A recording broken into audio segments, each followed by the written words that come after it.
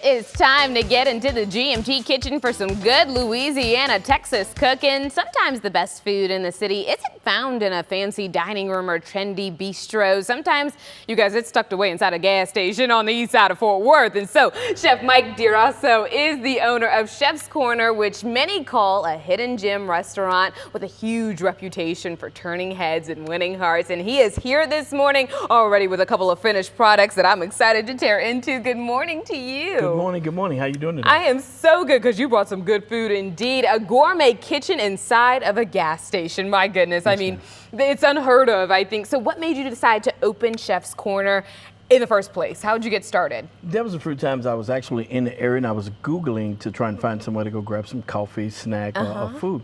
I noticed I didn't see anything. Ran into the gas station a few times, met the owner, and he kind of elaborated on the same thing. But the truth of the matter was I had some kids and I needed a little extra income, so I built it out, made a kitchen, and it became a phenomenon over the internet. Literally, I mean, I was feeding 200-300 people in a gas station. Wow. It was crazy. My goodness. Yeah. Well, you know what? Yeah, you sound like you're on the right path and you're doing something right. Because if you can get the customer base to come to a gas station, you can get them to come anywhere. Okay, especially in Dallas. Now, tell me, you have a few items that are here. These are a few of your signature dishes. Tell me about these two right here.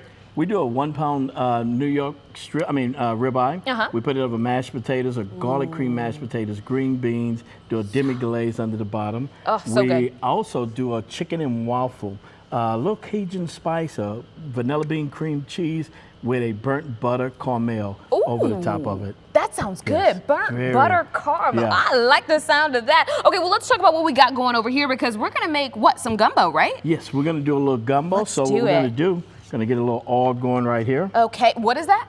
Oil is a little butter. Oh, okay. Just to start roasting. I was about to say, Chef, you got to break it down for me because I don't be in the kitchen too much now. Okay, we're going to be your kitchen. I'm coming to see you. Yes, ma'am. All right, so what is this? Some red onions? Got some red onions, got some crawfish, got some chicken, some sausage. We throw that in, saute that pretty good for a few minutes. Yes, indeed. Now, the food you provide is not what we would typically see at a gas station, so what inspires the dishes?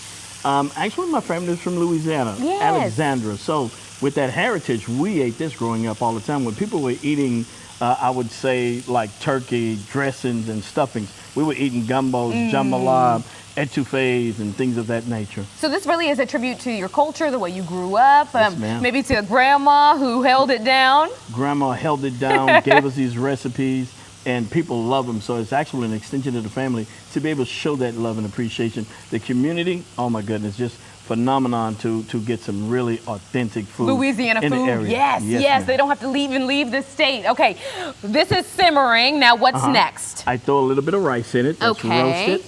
Oh, we're gonna roast the rice. Interesting. That's different. This is my roux. Basically, this is okra, chicken, and my brown roux. I throw that in. I hit that with a little wine.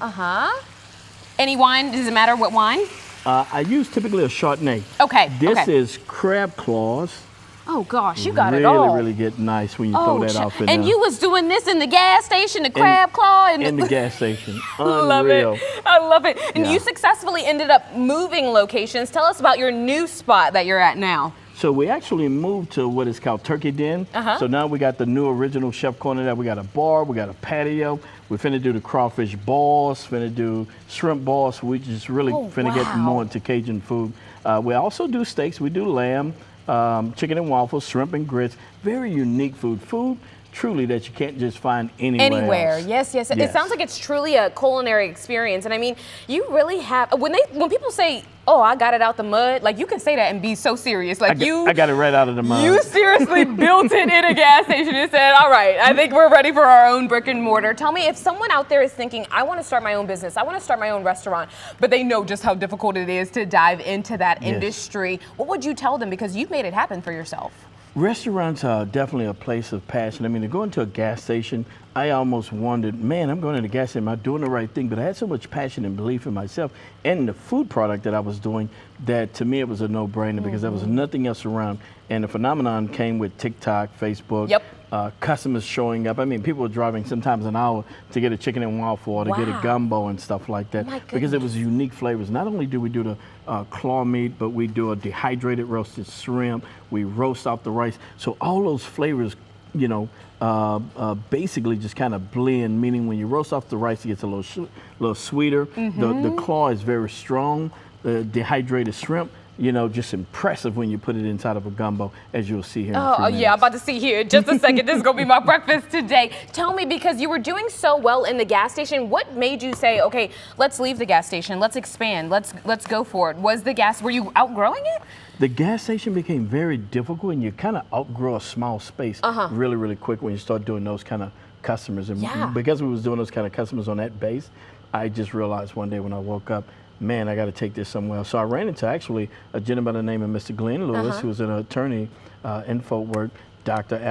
Alfred Brooks, and they said, hey, man, let us help you get this restaurant somewhere else. So we reached out to Mark, who owned Turkey Den right next to Club Ritzy, and we opened up, I want to say it was April the 1st. Wow. And we actually hit our first, yesterday was our first wait. So we ain't even been there about a few months, and we already on the wait list. Well, you guys, the wait is going to be well worth it. I'm going to have to wait too because we're about to go to commercial break, but we're going to show you this finished product when we come back. Chef, you're sticking around, right? Yes, ma'am. Yes, indeed. We'll be right. In the Kitchen is sponsored by Tom Thumb and Albertsons, your one-stop shop and full-service grocer.